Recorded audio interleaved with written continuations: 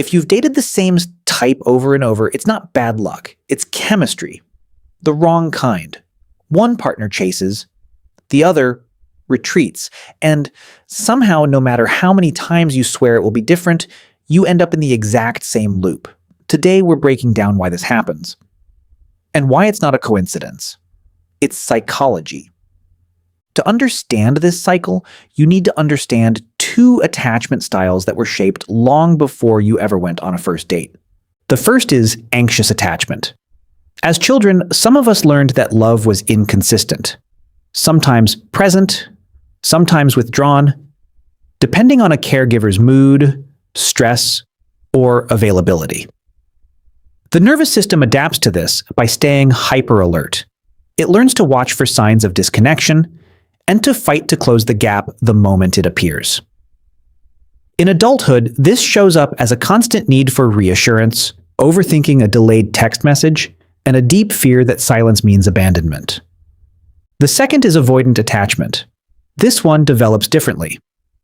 Often in environments where emotional needs were dismissed, ignored, or even punished. The nervous system adapts by shutting down. If reaching out for comfort never worked, the safest strategy becomes not reaching out at all. In adulthood, this shows up as discomfort with closeness, a tendency to withdraw exactly when a relationship starts to deepen, and an internal belief that says, "I don't need anyone." Neither pattern is a character flaw. Both are survival strategies. And that's exactly what makes them so hard to see in the moment. They don't feel like patterns. They feel like personality. You'd think two people with opposite needs would repel each other. Instead, they're often magnetically drawn together. And there's a psychological reason for it. The anxious partner is wired to seek intensity. Their nervous system associates a slight sense of unpredictability with the spark of chemistry. Meanwhile, the avoidant partner offers exactly that. Someone who is present but never fully available, warm but never fully close. To the anxious nervous system, this isn't a red flag, it's familiar. And familiar, even when it's painful, registers to the brain as safer than the unknown. On the other side, the avoidant partner is often drawn to the anxious partner's warmth and emotional expressiveness, qualities they were never allowed to develop themselves. There's a pull toward what feels like the missing piece, but once real closeness starts to build, the avoidant nervous system interprets it as danger, not comfort, and the withdrawal begins. This is what psychologists sometimes call the anxious-avoidant trap. Two nervous systems, each responding to old wounds, mistaking each other's defense mechanisms for chemistry. Let's walk through what this looks like in real time, because the mechanics matter. It usually starts well. The connection feels fast, intense, almost faded. The anxious partner feels seen for the first time in a long time. The avoidant partner feels a rare sense of ease with someone who isn't demanding. Then, as the relationship deepens, the avoidant partner starts to feel the walls closing in. Not because anything is wrong, but because closeness itself feels unsafe. So they pull back. Maybe they get busier. Maybe they get quieter. Maybe they start needing space. The anxious partner notices the shift immediately. Anxious attachment is, in many ways, a finely tuned threat detection system. And their nervous system does exactly what it learned to do as a child. It protests. This might look like repeated texts, seeking reassurance, or trying to talk it out immediately. Psychologists call this protest behavior, an attempt to restore closeness before the connection disappears entirely. But here's the trap. The more the anxious partner pursues, the more suffocated the avoidant partner feels, so they withdraw further. And the more the avoidant partner withdraws, the more panicked the anxious partner becomes. So they pursue harder. Each person's coping mechanism directly triggers the other's deepest fear. It's not that either person is doing something wrong on purpose.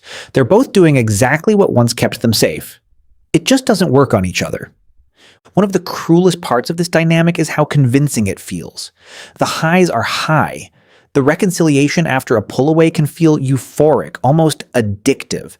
That's not an accident. This on-again, off-again rhythm activates the same reward pathways as intermittent reinforcement, the same mechanism that makes slot machines so hard to walk away from.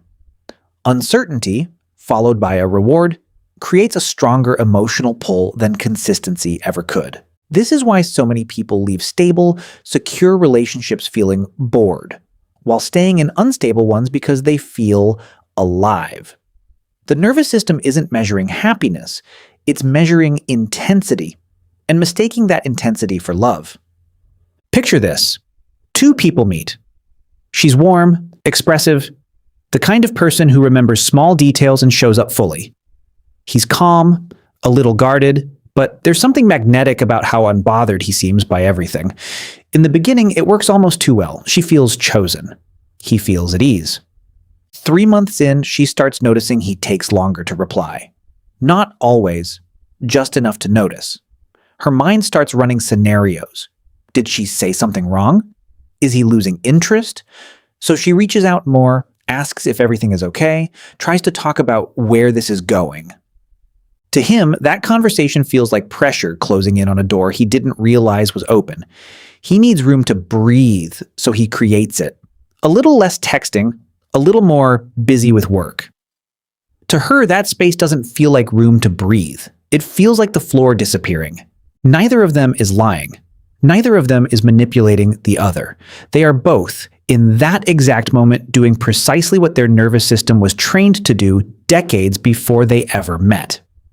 That's what makes this pattern so hard to break from the inside. It doesn't feel like a pattern. It feels like this specific person, this specific relationship, this specific bad luck. So how do you know if you're in this cycle right now? A few signs to watch for. You feel most drawn to people who are inconsistent, emotionally unavailable, or hard to read. You interpret a partner's distance as a puzzle to solve rather than a signal to step back. Stable, emotionally available partners feel flat or uninteresting to you.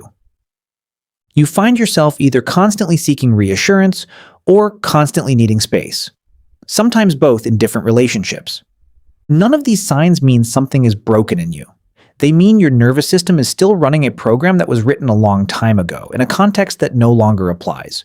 The way out of this pattern isn't to find someone less avoidant or less anxious, it's to change your own response inside the cycle. For the anxious partner, this means learning to sit with uncertainty instead of immediately chasing reassurance. Building what psychologists call self-soothing capacity, so your sense of safety doesn't depend entirely on someone else's behavior. For the avoidant partner, this means practicing staying present in moments of closeness instead of retreating, tolerating the discomfort of being truly seen, even when every instinct says to disappear. Awareness is the first shift. Once you can name the pattern while you're inside it, this is protest behavior, or this is deactivation. You create a small gap between the trigger and the reaction. And that gap is where change actually happens. This doesn't mean the anxious partner should suppress every need or that the avoidant partner should force closeness they're not ready for. It means learning to pause before the automatic response takes over. For the anxious partner, that might look like waiting an hour before sending a follow-up message and using that hour to ask, is this urgent or is this fear? For the avoidant partner, it might look like staying in the conversation for 5 more minutes instead of ending it, and noticing that discomfort doesn't actually mean danger. Over time, these small pauses retrain the nervous system. Security isn't a personality trait some people are simply born with. It's a skill, built through repeated moments of choosing a different response than the one that feels automatic. Every time you interrupt the old pattern, even slightly, you're teaching your brain that a new outcome is possible. This isn't about blaming yourself or your partner or your past. It's about recognizing that the relationships that feel the most familiar aren't always the ones that are good for you. And the ones that feel calm aren't always boring. Sometimes, peace just feels unfamiliar because you've never had the chance to practice it. If this helped you understand a pattern in your own relationships, subscribe. Because next, we're breaking down exactly how to build secure attachment, even if you didn't start with it.